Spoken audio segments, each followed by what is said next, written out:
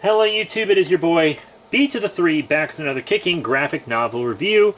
As promised, today we are doing The New Avengers, Volume 4, The Collective.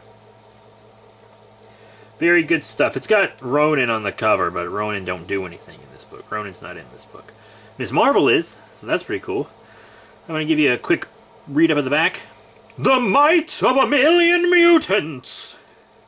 House of M changed the world, but from that saga's ashes emerges a new adversary, with the power to destroy the world instead. The New Avengers' latest gauntlet subjects them to attack and intrigue as they discover who their most powerful enemy really is. Guest starring Ms. Marvel and debuting the pulsating pencils of Mike Dirato.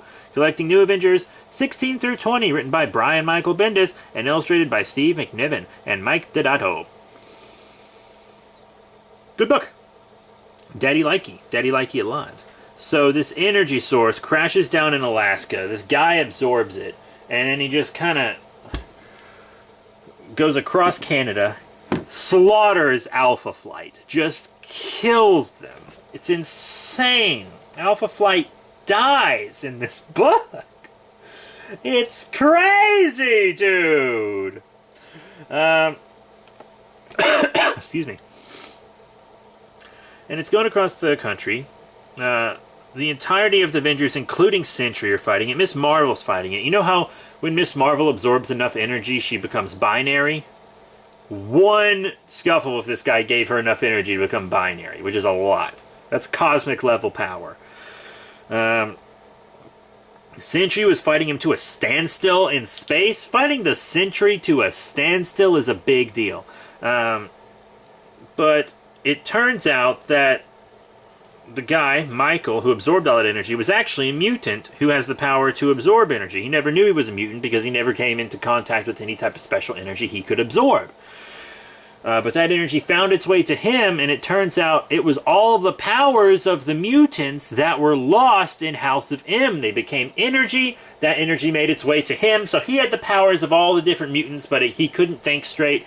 And then there was this consciousness in the energy that was kind of controlling him, which wasn't really explained too well. It was an X-Men villain you had to know beforehand, and I wasn't familiar with him. I don't read a lot of X-Men. But they all fought. It was crazy stuff, man. Sentry threw the energy into the sun after it was removed, and the energy forced Michael to take it to Magneto, who wasn't Magneto anymore because he lost his powers, and it tried to bond with him so that it could control him and do all this stuff, and Magneto actually begged Sentry to kill him because he didn't want to become that thing. All this crazy stuff happened, and one thing I really like about this book is my complaint that I've mentioned in multiple videos about Spider-Man being on Avengers teams is that they always just use him as a joke machine and comic relief. They never let him really make a big contribution to the team. But in this book they did. In Volume 4, Spider-Man finally really contributes to the team. He goes onto the S.H.I.E.L.D. helicarrier and uses his genius level intelligence to figure out what the energy actually is. So he's the one that figured that out, which is real nice. Because normally when Spider-Man's on an Avengers team, he's on the team with someone smarter, like Iron Man, who is on this team. And Iron Man does all the genius stuff, and Spider-Man never gets to do any of that stuff. But he's a genius too. People forget that when they're just reading him in Avengers books. But he does have his Iron Spider armor this whole time. I think the next volume is Civil War. I already bought it. I downloaded it already.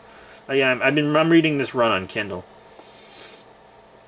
But yeah, Michael retained some residual energy, so S.H.I.E.L.D. took him in to train him and stuff, and Maria Hill and the Avengers kind of come to a bit of an understanding in this book because she didn't nuke them when the President ordered her to nuke the island and kill all the Avengers. I mean, Sentry probably would have survived, but other than that, you know, they'd be dead. But I'm actually really excited to see what happens next. I rated it 4 stars on Amazon. It was a good book. It was a good book. This book is escalating. Each volume gets a little better. And I'm liking that. I'm liking the nice progression of interesting stories. So, Brian Michael Bendis, Volume 4, The Collective of The New Avengers. I enjoyed it. This is a fun run. And I like the team lineup a lot.